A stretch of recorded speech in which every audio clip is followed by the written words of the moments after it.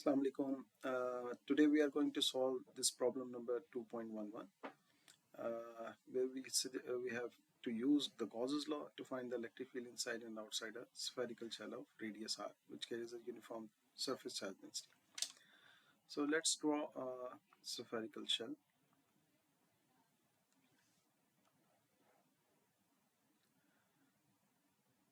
Okay, since it's a shell, तो it's definitely कि ये inside hollow है, ठीक है, और ये uniform surface charge density carry करता है. इसका मतलब है कि जो चार्ज है that will reside only on the surface. So we have sigma surface charge density on the surface. Okay, तो अब हमने गॉसेस लॉ को यूज करना है, जिसके मुताबिक आपके पास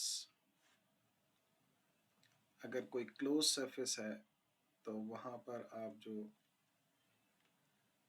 flux of the electric field निकालेंगे that should be equal to the charge enclosed divided by the epsilon naught. ठीक है, तो अब हमने इसको यूज करना है. अब इसमें हमारे पास दो सिचुएशंस हैं, inside and outside. So let's go for the inside. जब हम इनसाइड के लिए सॉल्व करेंगे, so let's draw it in another circle जो कि हमारी गॉसियन सरफेस डिफाइन करेगा. लेट्स सपोज के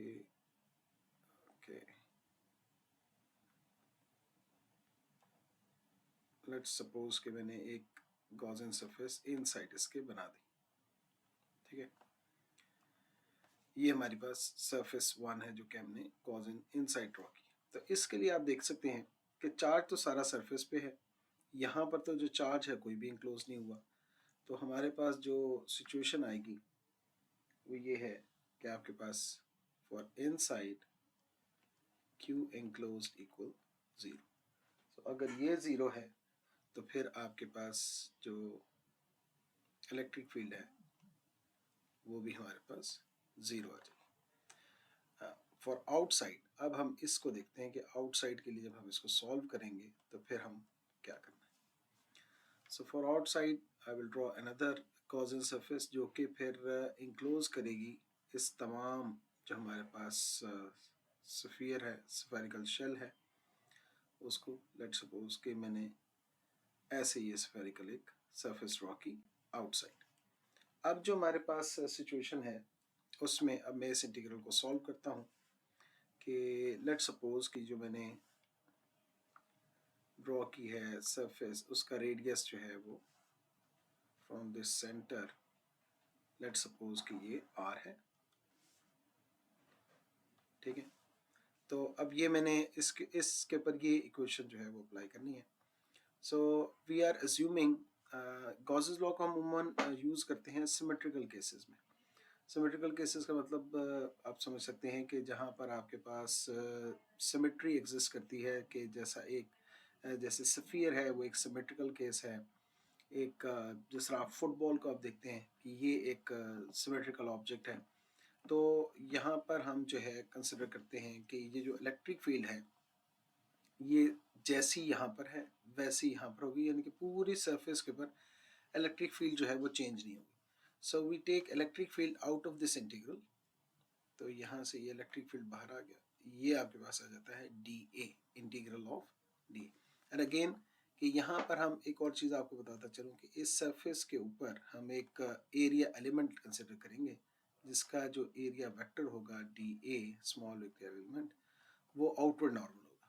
और यहाँ पे जो भी आपके पास चार्जेस होंगे उनकी जो फील्ड है वो भी आउटवर्ड होगी. तो ये जो E डॉट डी है आपके पास, अगर दो वेक्टर्स हैं उनका डॉट प्रोडक्ट करते हैं, they are in the same direction, तो वो डॉट हट जाएगा. जैसे आप देख सकते हैं कि A dot B if they are in the same direction that is simply AB cos of theta. अब थीटा अगर 0 हो तो that turns out to be A into B. तो बिल्कुल इसी तरीके से यहाँ पर मैं इलेक्ट्रिक फील्ड और एरिया को जो है वो लिख दूंगा और इस DA को अब मैंने अब सॉल्व करना है. ठीक है, और आपके पास ये जो Q enclosed है, अब हमारे पास जितनी सरफेस है और जितना उसका एरिया है, तो यहाँ पर मैं एक और लाइन ड्रॉ करता हूँ जो शो करेगी मेरे एक्चुअल जो आपके पास सरफेस है उसका रेडियस, जो कि है कैपिटल आर। ठीक है, तो अब क्या आपके पास जो है Q enclosed आएगा सिग्मा, जो कि surface charge density, times the area of the surface, जो कि है 4πr²। ठीक है, तो हमारे पास जो सिग्मा है वो डिफाइंड ही चार्ज पर यूनिट एरिया के तौर पर होता है। तो जो चार्ज इंक्लोज है that will be sigma times the area, तो एरिया है 4πr²। अब ये इलेक्ट्रिक फील्ड आ गई। अब इसके साथ जो डी ए है, D A area element use होगा जो हमने गॉसियन सरफेस बनाई है उसका एरिया यूज होगा। ठीक है, तो यहाँ पर जब मैं इसको डी ए को लिखूंगा, सो ये हमारे पास आ जाएगा। जब इसको इंटीग्रेट करूंगा, यानी कि पूरी सरफेस पे जब मैं इसको इंटीग्रेट करूंगा, तो that will give me the surface area of the outer surface. तो हो जाएगा ई, और again area of the outer surface is 4π, लेकिन अब यहाँ पर रेडियस आएगा जो आउटर सरफेस का हमने रेडियस कंसिडर किया, so that becomes sigma 4πr²। तो यहाँ से आपके पास इलेक्ट्रिक फील्ड आ जाती है सिग्मा बाय